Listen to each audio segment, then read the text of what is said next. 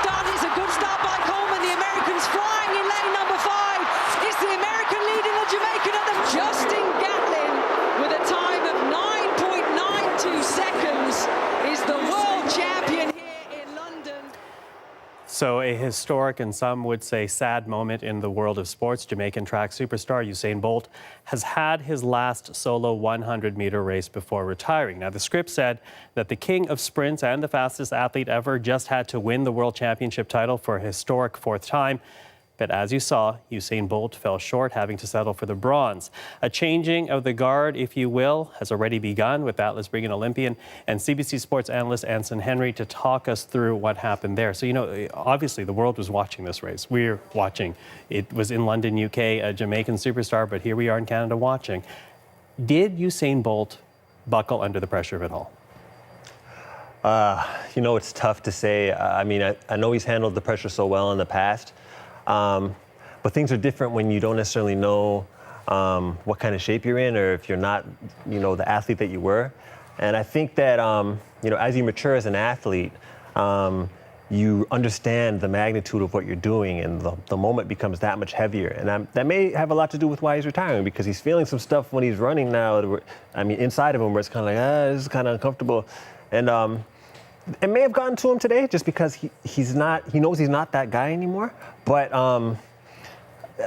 do you think he was haunted by his semifinal where he came second and did not win that? I do think that got him thinking, because like I said, I wouldn't have thought much of it if I didn't see his face after his semifinal. There was some concern there, some legitimate concern.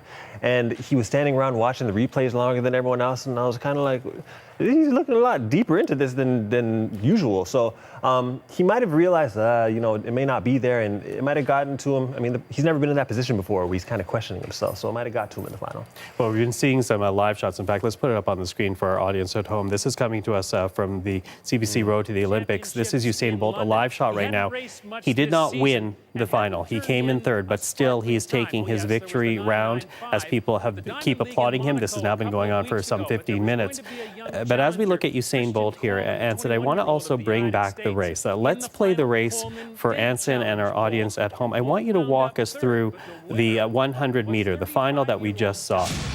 Here we go. Walk us through when things start to occur to you. Reaction right off the jump. So immediately he's questioning himself. Race plan goes out the window. You see Coleman in his in the middle phase acceleration pulling away. And once Coleman pulls away in his acceleration, that's when you realize, okay, I already had a bad start. I'm already out of my phases. I got to catch up. He was looking over 60 meters at Coleman and trying to catch up. And you can't run like that. He's already tight in that way.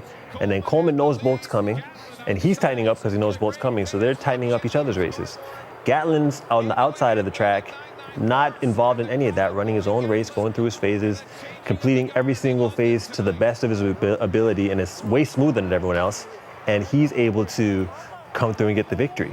And that's the 100. You never know how it's going to turn out. As you can see, Bolt's way further behind than usual. In his best races, he's at least ahead of everybody by 30 or 40 meters, and he's not even close to that. And so unpredictable. Again, we were looking at Coleman, and Gatlin comes out from the outside lane to actually take the gold, and this older than Usain Bolt.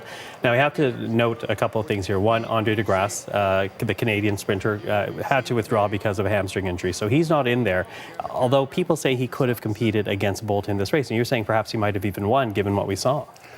I'll tell you this. If Andre's watching this race right now, as much as it's bothering him already that he wasn't able to run, it's bothering him more now, because he knows that he could have ran faster than that. 9.92 to win the World Championships obviously shows that, the field this year wasn't necessarily what it usually is in other years, and it was the perfect opening for him to be the fastest man in the world, clearly. And I don't even feel like he would have just won by a little bit. I really feel like he would have won by a decent amount. And it sucks that you would have that. I almost feel like he wished it was faster, and I almost feel like he wished that Bolt still won, because now these guys beat him when he wanted to beat him. So it's going to be tough for him to see this and see the results. And Canadians too. They could look at this and really feel like Andre probably would have won this race.